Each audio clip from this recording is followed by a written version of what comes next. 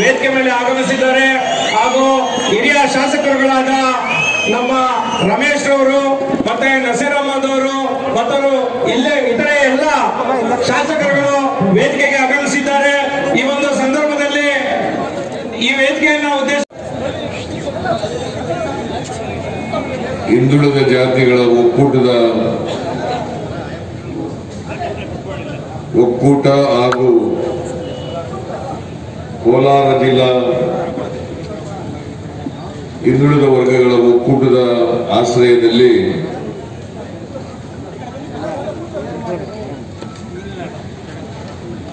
ಪ್ರತಿಭಟನೆಯನ್ನ ಹಮ್ಮಿಕೊಂಡಿದ್ದೀರಿ.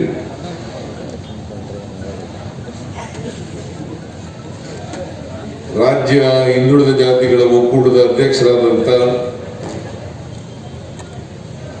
ರಾಮಚಂದ್ರಪ್ಪನವರು ಮತ್ತು ಅವರ ಸಂಗಾತಿಗಳು ನಮ್ಮ ಮನೆಗೆ ಬಂದು ಪ್ರತಿ ಜಿಲ್ಲೆನಲ್ಲಿ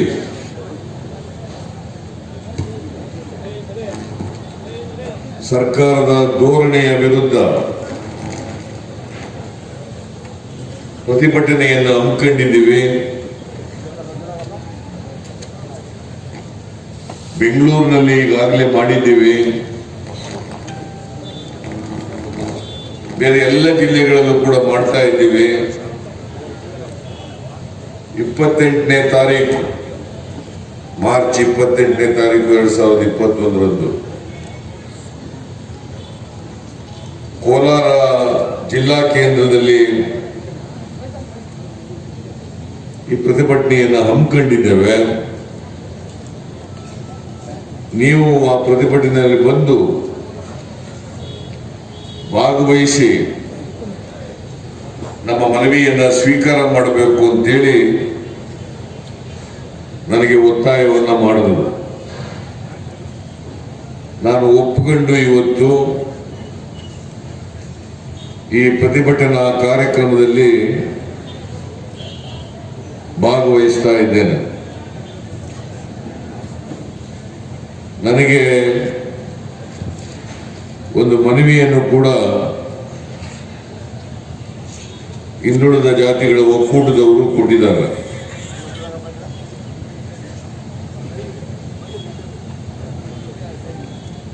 ಈ ಧರಣಿ ಸತ್ಯಾಗ್ರಹ ಏನು ನಡೀತಾ ಇದೆ ಇವತ್ತು, ಇದು ಒಂದು ಜಾತ್ಯ ಪಕ್ಷಾತೀತವಾದಂತ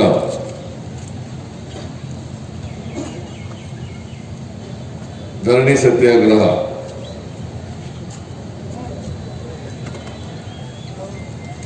ಇದು ಯಾರ ವಿರುದ್ಧನೂ ಕೂಡ ಅಲ್ಲ.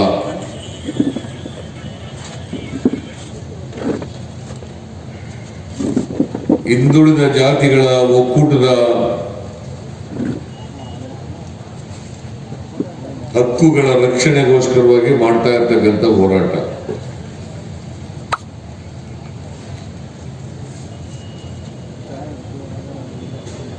ಅದರಲ್ಲಿ ಎಲ್ಲ ಪಕ್ಷದವರು ಕೂಡ ಭಾಗವಹಿಸ್ತಾರೆ.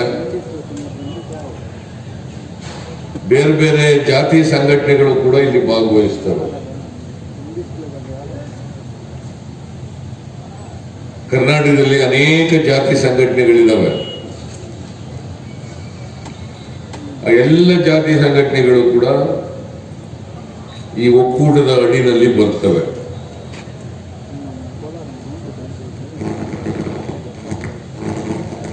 ಅವರೆಲ್ಲರೂ ಕೂಡ ತೀರ್ಮಾನ ಮಾಡಿ ಬೆಂಗಳೂರಿನಲ್ಲಿ ಒಂದು ಪ್ರತಿಭಟನೆಯನ್ನ ಹಮ್ಮಿಕೊಂಡಿದ್ರು ಕೆಲವು ದಿನಗಳ ಹಿಂದೆ. ನನಗೂ ಆಹ್ವಾನ ಮಾಡಿದ್ರು. ನಾನು ಅಸೆಂಬ್ಲಿ ಇದ್ದದ್ರಿಂದ ಸ್ವಲ್ಪ ಹೊತ್ತು ಭಾಗವಹಿಸಿ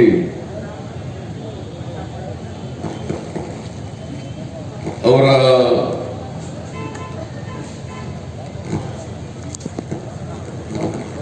ಧರಣಿ ಸತ್ಯಾಗ್ರಹಕ್ಕೆ ಯಶಸ್ಸು ದೊರಕಲಿ ಅಂತೇಳಿ ಶುಭವನ್ನು ಕೋರಿ ನಾನು ಅವತ್ತು ಹೋಗಿದ್ದೆ. ಇವತ್ತು ಕೋಲಾರದ ಪ್ರತಿಭಟನೆಯಲ್ಲೂ ಕೂಡ ನಾನು ಭಾಗವಹಿಸ್ತಾ ಇದ್ದೇನೆ.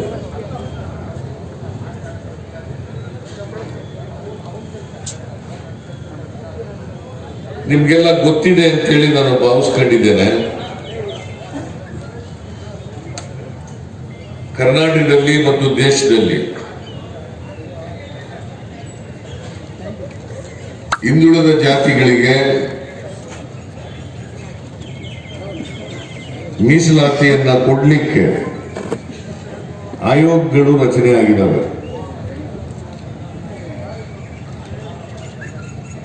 ರಾಷ್ಟ್ರ ಮಟ್ಟದಲ್ಲಿ ಕಾಕಾ ಕಾಲೇಲ್ಕರ್ ಅವರ ಆಯೋಗ ರಚನೆಯಾಗಿತ್ತು 1953-54ರಲ್ಲಿ. ಆಮೇಲೆ BP ಮಂಡಲ್ ಅವರ ಅಧ್ಯಕ್ಷತೆಯಲ್ಲಿ 1979ರಲ್ಲಿ ಆಯೋಗ ರಚನೆಯಾಗಿತ್ತು. ಕಾಕಾ ಕಾಲೇಲ್ಕರ್ ಅವರ ವರದಿಯನ್ನ ತಿರಸ್ಕಾರ ಮಾಡಿದರು. ಮಂಡಲ್ ಕಮಿಷನ್ ವರದಿ 1980ನೇ ಇಸ್ವಿನಲ್ಲಿ ಸರ್ಕಾರದ ಕೈ ಸೇರಿತು. ಅಂದಿನ ಜನತಾ ಸರ್ಕಾರ ಮೊರಾರ್ಜಿ ಅವರು ಪ್ರಧಾನಮಂತ್ರಿ ಆಗಿದ್ದ ಸಂದರ್ಭದಲ್ಲಿ ಮಂಡಲ್ ಆಯೋಗ ರಚನೆಯಾಗಿದ್ದದ್ದು. 1980ರಲ್ಲಿ ಆಯೋಗ ವರದಿಯನ್ನು ಕೊಟ್ಟಾಗ ಜನತಾ ಸರ್ಕಾರ ಇರಲಿಲ್ಲ. ಆಮೇಲೆ ಅದು ಜಾರಿಗೆ ಬರೋದು ವಿಳಂಬ ಆಯಿತು.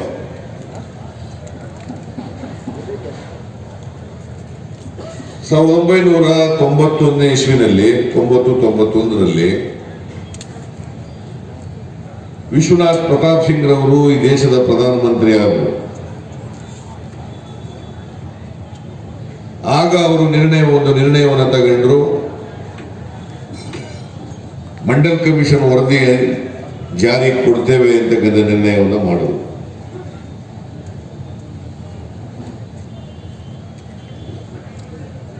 ಅದು ಜಾರಿಯಾಯಿತು.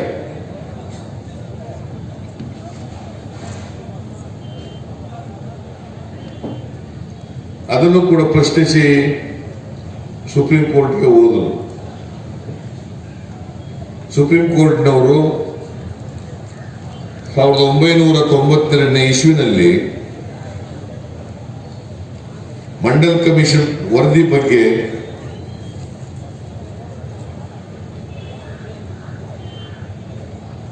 ತೀರ್ಪನ್ನ ಕೊಟ್ಟರು.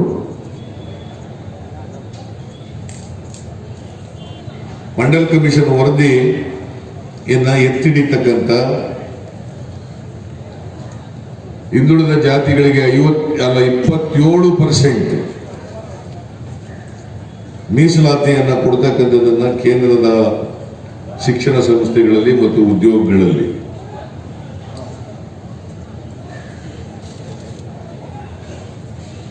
ಒಪ್ಪಿ ಜಾರಿ ಕೊಡ್ತಕ್ಕಂಥ ತೀರ್ಪನ್ನ ಕೊಟ್ಟರು. ಅದು ಒಂದು ಐತಿಹಾಸಿಕ ನಿರ್ಣಯ. ಅದೇ ಜಡ್ಜ್ಮೆಂಟ್ ನಲ್ಲಿ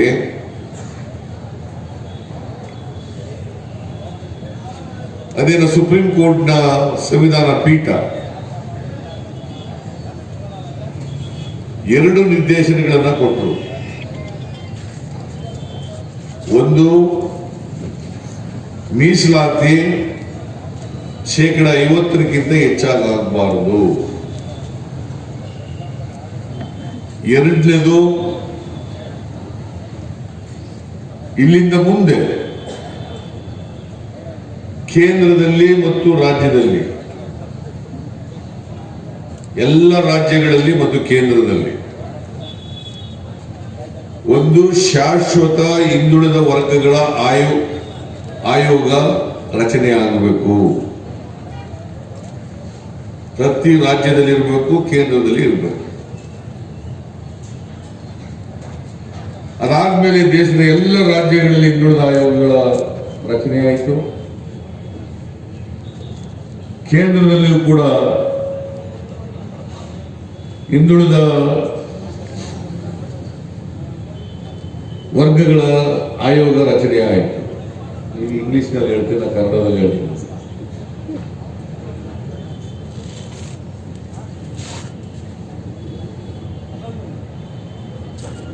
ಕರ್ನಾಟಕದಲ್ಲಿ ಅನೇಕ ಹಿಂದುಳಿದ ಪರ್ಮನೆಂಟ್ ಬ್ಯಾಕ್ವರ್ಡ್ ಕ್ಲಾಸ್ ಕಮಿಷನ್ ಆಯೋಗದ ಅಧ್ಯಕ್ಷರುಗಳಾಗಿ ಬಂದು ಹೋಗಿದ್ದಾರೆ.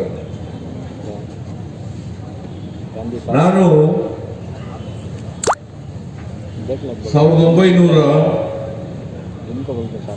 2004-05ರಲ್ಲಿ ಡೆಪ್ಟಿ ಚೀಫ್ ಮಿನಿಸ್ಟರ್ ಆಗಿದ್ದೆ, ಹಣಕಾಸಿನ ಮಂತ್ರಿ ಆಗಿದ್ದೆ. ನಮಸಿಂಗ್ ಅವರು ಮುಖ್ಯಮಂತ್ರಿ ಆಗಿದ್ದರು. ಆಗ ನಾವೊಂದು ಘೋಷಣೆಯನ್ನು ಮಾಡಿದೆ.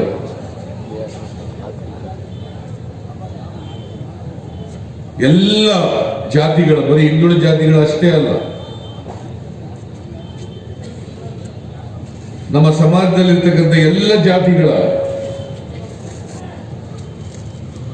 ಸಾಮಾಜಿಕ ಆರ್ಥಿಕ ಸಮೀಕ್ಷೆ ಆಗಬೇಕು. ಅದ್ರ ಜೊತೆಗೆ ಜಾತಿ ಗಣತಿನೂ ಕೂಡ ಆಗಬೇಕು ಅಂತೇಳಿ ಘೋಷಣೆಯನ್ನ ಮಾಡಿದೆ. ಯಾಕೆ ಈ ಘೋಷಣೆ ಮಾಡಿದೆ ಅಂತಂದ್ರೆ,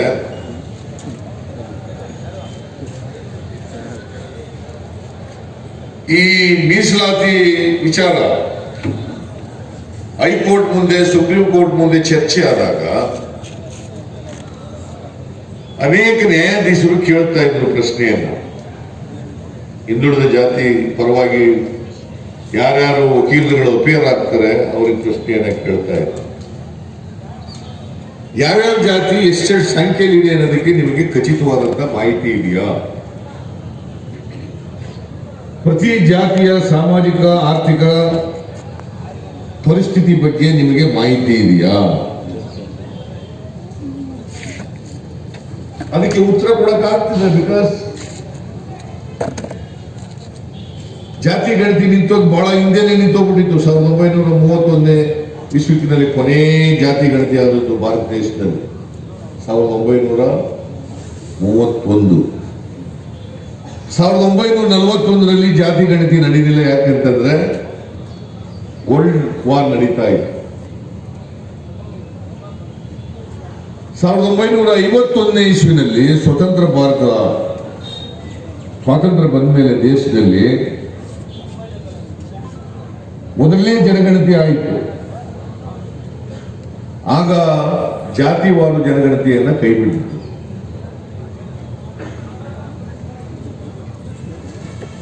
ಸೋಷಿಯೋ ಎಕನಾಮಿಕ್ ಸರ್ವೇನು ಕೂಡ ಆಗಲಿಲ್ಲ.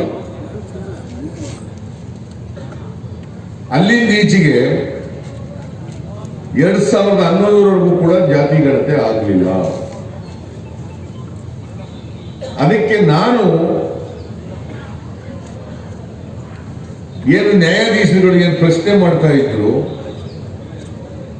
ಅಥೆಂಟಿಕೇಟೆಡ್ ಎವಿಡೆನ್ಸ್ ಏನ್ ಕೇಳ್ತಾ ಇದ್ರು, ಅದರ ಹಿನ್ನೆಲೆಯಲ್ಲಿ ಇಂಥ ಒಂದು ಆಯೋಗ ಬೇಕು, ಇಂಥ ಒಂದು ಸರ್ವೆ ಆಗಬೇಕು ಅಂತೇಳಿ ಯೋಚನೆ ಮಾಡಿ ಘೋಷಣೆ ಮಾಡಿದ್ದೆ. ಅದನ್ನು ನಾನು ಮೇ 2005ಕ್ಕೆ ಮಂತ್ರಿಮಂಡಲದಿಂದ ಹೊರಗಡೆ ಬಂದೆ. ನನ್ನನ್ನು ಡಿಸ್ಮಿಸ್ ಮಾಡಿಬಿಟ್ಟು ಮತ್ತೆ ನಾನು ಮುಖ್ಯಮಂತ್ರಿ ಆದಾಗ 2003ರಲ್ಲಿ ಇದನ್ನ ಕೈಗೆತ್ತಿಕೊಂಡೆ.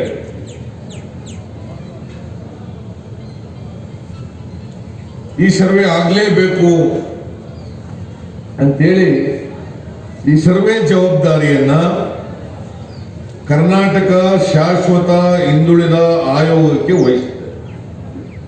ಆಗ ಅದರ ಅಧ್ಯಕ್ಷರು ಕಾಂತರಾಜ್, ವಕೀಲರು ಕಾಂತರಾಜ್ ಅವರು ವಹಿಸಿದೆ. ನಾನು ಅವರಿಗೆ ಸೂಚನೆ ಏನ್ ಕೊಟ್ಟೆ ಅಂತಂದ್ರೆ, ಸಮಗ್ರವಾದಂತ ಸಮೀಕ್ಷೆ ಆಗಬೇಕು. ಸ್ವಾತಂತ್ರ್ಯ ಬಂದ ಮೇಲೆ ಸ್ವಾತಂತ್ರ್ಯದ ಫಲ ಆರ್ಥಿಕವಾಗಿ, ಸಾಮಾಜಿಕವಾಗಿ, ಶೈಕ್ಷಣಿಕವಾಗಿ, ರಾಜಕೀಯವಾಗಿ ಯಾವ್ಯಾವ ಜಾತಿಗಳಿಗೆ ಏನೇನು ಸಿಕ್ಕಿದೆ ಅಂತಕ್ಕಂಥದ್ದು ಗೊತ್ತಾಗಬೇಕು. ಯಾಕಂದ್ರೆ ನಾವು ಸಂವಿಧಾನದಲ್ಲಿ ಒಪ್ಕೊಂಡಿದ್ದೀವಿ, ಸರ್ವರಿಗೂ ಸಮಪಾಲು ಸಮಬಾಳು ಸಮ ಸಮಾಜವನ್ನು ನಿರ್ಮಾಣ ಮಾಡ್ತೇವೆ ಅಂತಕ್ಕಂಥದ್ದು ನಮ್ಮ ಸಂವಿಧಾನದ ಧ್ಯೇಯೋದ್ದೇಶ. ಅಂಬೇಡ್ಕರ್ ಅವರು ಕೊಟ್ಟಿರ್ತಕ್ಕಂಥ ಸಂವಿಧಾನ ಇದೆಯಲ್ಲ, ಅದರ ಪ್ರಿಯಾಂಬಲ್ನಲ್ಲೇ ಒಪ್ಕೊಂಡ್ಬಿಟ್ಟಿದ್ದೀವಿ ನಾವು. ಸರ್ವರಿಗೂ ಸಮಪಾಲು, ಸರ್ವರಿಗೂ ಸಮಬಾಳು, ಎಲ್ಲರೂ ಮುಖ್ಯವಾಹಿನಿಗೆ ಬರಬೇಕು, ಸಮ ಸಮಾಜ ನಿರ್ಮಾಣ ಆಗಬೇಕು ಅಂತಕ್ಕಂಥದ್ದು ನಾವು ಒಪ್ಕೊಂಡಿರ್ತಕ್ಕಂಥದ್ದು ಸಂವಿಧಾನದಲ್ಲಿ. ಅದಕ್ಕೆ ನನಗೆ ನಾನು ರಾಜಕೀಯಕ್ಕೆ ಬಂದದ್ರಿಂದ ಕೂಡ ಸಾಮಾಜಿಕ ನ್ಯಾಯದ ಪರವಾಗಿ ಧ್ವನಿ ಎತ್ತ ಬಂದಿದ್ದೇನೆ. ಈಗಲೂ ಎತ್ತೇನೆ, ಮುಂದೇನೂ ಎತ್ತೇನೆ, ನಾನು ಇರೋವರೆಗೂ ಎತ್ತೇನೆ. ಇದರಲ್ಲಿ ಯಾವುದೇ ರಾಜಿ ಇಲ್ಲ.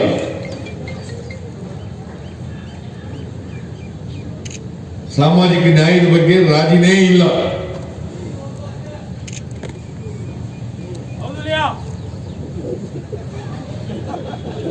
ಸೊ ಇದನ್ನ ನಾನು ಮುಖ್ಯಮಂತ್ರಿ ಆದಮೇಲೆ ಈ ಜವಾಬ್ದಾರಿಯನ್ನ ಪರ್ಮನೆಂಟ್ ಬ್ಯಾಕ್ವರ್ಡ್ ಕ್ಲಾಸ್ ಕಮಿಷನ್ ವಹಿಸಿ ಅದು ವರದಿ ಕೊಡಿ ಅಂತ ಹೇಳಿದೆ.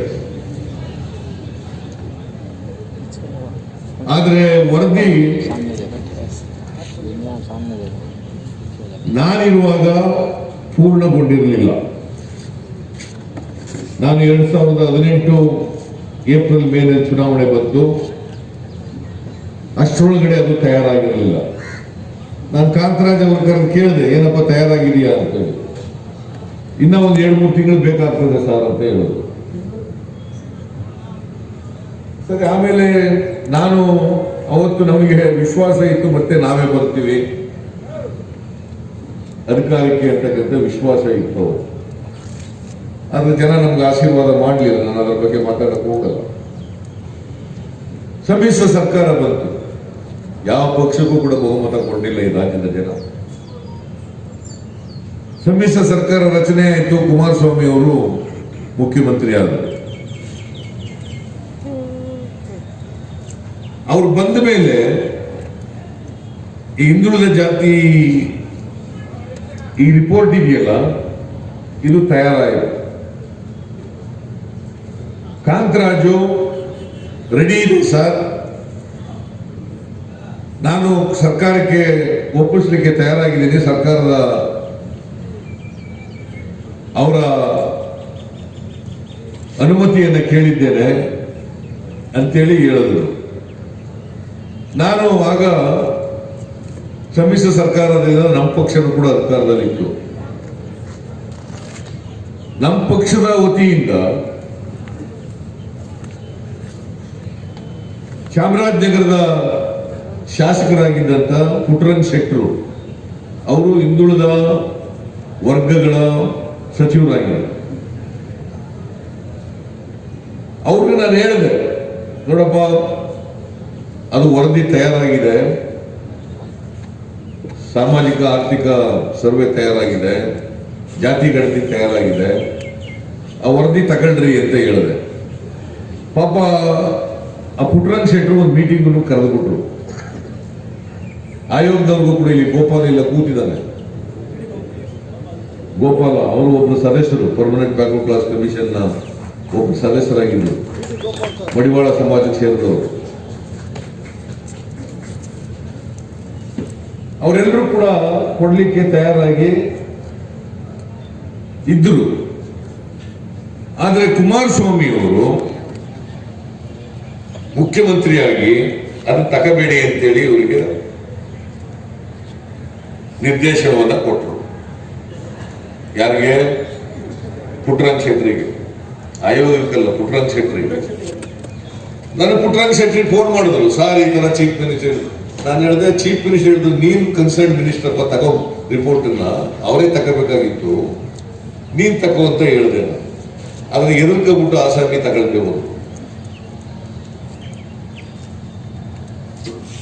ಈಗ ಅದು ಚೀಫ್ ಮಿನಿಸ್ಟರ್ ಭೇಟಿ ಮಾಡಿ ಒಂದು ಕಾಪಿ ಕೊಟ್ಟಿದ್ದಾರೆ ಅಂತ ಅನ್ಸುತ್ತೆ ನನಗೆ. ಲೆಟರ್ ಬರ್ತಿದ್ರಿ, ಆಯೋಗದಲ್ಲಿ ಇದೆ ಈಗ ವರದಿ. ಅವರು 1 ವರ್ಷ 2 ತಿಂಗಳಿದ್ರು ಕುಮಾರಸ್ವಾಮಿ ಅವರು. ಈಗ ಯಡಿಯೂರಪ್ಪ ಬಂದು 2 ವರ್ಷ ಆಗ್ತಾ ಇದೆ. 3 ವರ್ಷಗಳಾಗ್ತಾ ಇದೆ, ಅದರ ರಿಪೋರ್ಟ್ ಅನ್ನ ತಗ್ತಾ ಇಲ್ಲ.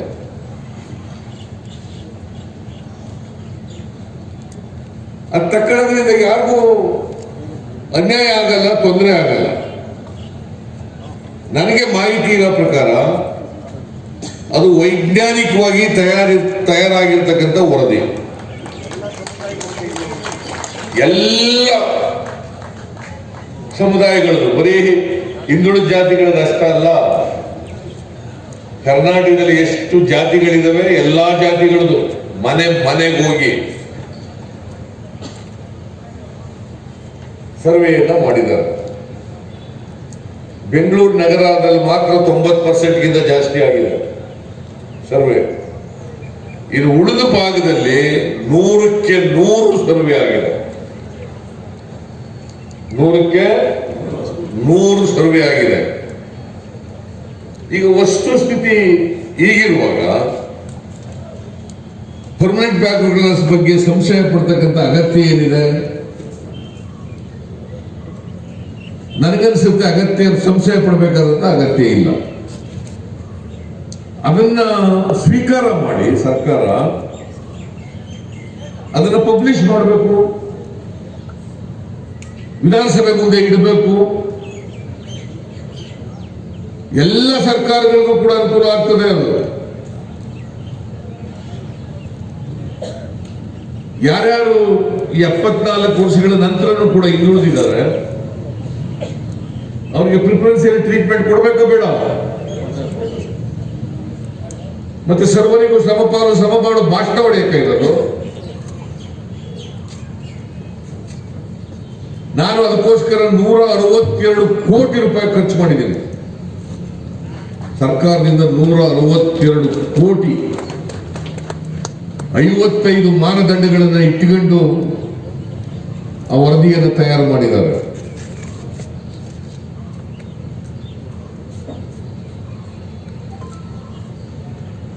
ಇವರು ಕೂಡ ಮನವಿಯನ್ನು ಕೊಟ್ಟರು, ಹೋಗಿ ಒಕ್ಕೂಟದವರು ಅಲ್ವಾ ರಾಮಚಂದ್ರಪ್ಪ, ಒಕ್ಕೂಟದವರು ಮನವಿ ಕೊಟ್ಟಿದ್ದಾರೆ ಯಡಿಯೂರಪ್ಪನವರಿಗೆ. ಆದ್ರೆ ಯಡಿಯೂರಪ್ಪನವರು ಅದ್ರ ಬಗ್ಗೆ ಬಾಯಿ ಬಿಡ್ತಾ ಇಲ್ಲ, ಜಪ್ಪಯ್ಯ ಅಂತ ಇಲ್ಲ. ಈಗ ಮತ್ತೆ ಅಪಾಯಿಂಟ್ಮೆಂಟೇ ಕೊಡ್ತಾ ಇಲ್ಲವಂತೆ ಅವರಿಗೆ. ಈಶ್ವರಪ್ಪ ಬಂದಿದ್ರು ಒಂದು ವೇದಿಕೆಯಲ್ಲಿ, ನಾನು ಈಶ್ವರಪ್ಪ ಒಟ್ಟಿಗೆ ಇದ್ದು, ಲಕ್ಷ್ಮೀನಾರಾಯಣನ್ ಕೂಡ ಇದ್ರು. ನಾನು ಹೇಳಿದೆ, ಈಶ್ವರಪ್ಪ ನೀನು ಬಹಳ ಪ್ರಭಾವಿ ಮಂತ್ರಿ, ನೀನು ಪ್ರಭಾವಿ ಮಂತ್ರಿ, ಚೀಫ್ ಮಿನಿಸ್ಟರ್ ಹೇಳ್ಬಿಟ್ಟು ತಗೊಳಕ್ ಹೇಳಪ್ಪ ಅಂತ ಹೇಳಿದೆ. ನಾನು ಮಾಡಿಸ್ತೀನಿ ಅಂತ ಹೇಳಿದ್ರು ಇವತ್ತಿನವರಿಗೆ. ಈಗ ನನ್ಗೆ ಗೊತ್ತಾಯ್ತು ಈಶ್ವರಪ್ಪ ಪ್ರಭಾವಿ ಅಲ್ಲ ಅಂತ ಹೇಳಿ.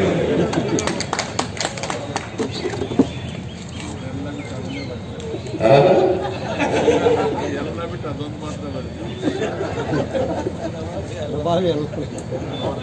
ತೆಗಿಸ್ಬೇಕಲ್ಲ, ಇವ್ರು ಹೋದಾಗ ಜೊತೆನೂ ಹೋಗ್ಲಿಲ್ಲ ಪುಣ್ಯಾತ್ಮ. ಕರ್ಕೊಂಡು ಹೋಗ್ತೀನಿ ಅಂತ ಹೇಳ್ಬಿಟ್ಟು ಹೋಗ್ಲೇ ಇಲ್ಲ.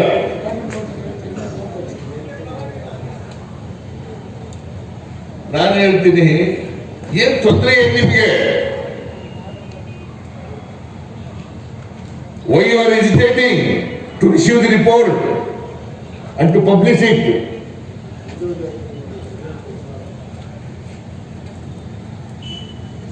ಇದು ಹಿಂದುಳಿದ ಜಾತಿಗಳಿಗೆ ಮತ್ತು ಬೇರೆ ಜಾತಿಗಳಿಗೆ ಮಾಡ್ತಕ್ಕಂಥ ಅನ್ಯಾಯ ಅಲ್ವಾ? ಅವ್ರಿಗೆ ನ್ಯಾಯ ಸಿಗ್ಬೇಕ ಬೇಡ? ಸಾಮಾಜಿಕ ನ್ಯಾಯ ಕೊಡಬೇಕು ಬೇಡ? ನನಗನ್ಸುತ್ತೆ ಇವರು ಸಾಮಾಜಿಕ ನ್ಯಾಯಕ್ಕೆ ವಿರುದ್ಧವಾಗಿರ್ತಕ್ಕಂಥವ್ರು. ಈಗ ಬೇರೆ ಬೇರೆ ಜಾತಿಯವರು ಕೂಡ ಆ ನಾವು ಒಂದು ವರ್ಗದಿಂದ ಇನ್ನೊಂದು ವರ್ಗಕ್ಕೆ ನಾವು ಬೇಕು ಅಂತ ಕೇಳಕ್ ಶುರು ಮಾಡಿದ್ದಾರೆ. ಕುರುಬ ಜನಾಂಗದವರು ನಮಗೆ ಎಸ್ಟಿ ಮಾಡಿ ಅಂತ ಕೇಳಕ್ ಶುರು ಮಾಡಿದ್ದಾರೆ. ಗೊಲ್ಲ ಜನಾಂಗದವರು ನಮ್ಗೆ ಎಸ್ಟಿ ಮಾಡಿ ಅಂತ ಕೇಳಕ್ ಶುರು ಮಾಡಿದ್ದಾರೆ. ಉಪ್ಪಾರ ಜನಾಂಗದವರು ನಮಗೆ ಎಸ್ಟಿ ಮಾಡಿ ಅಂತ ಕೇಳ್ತಾ ಇದ್ದಾರೆ.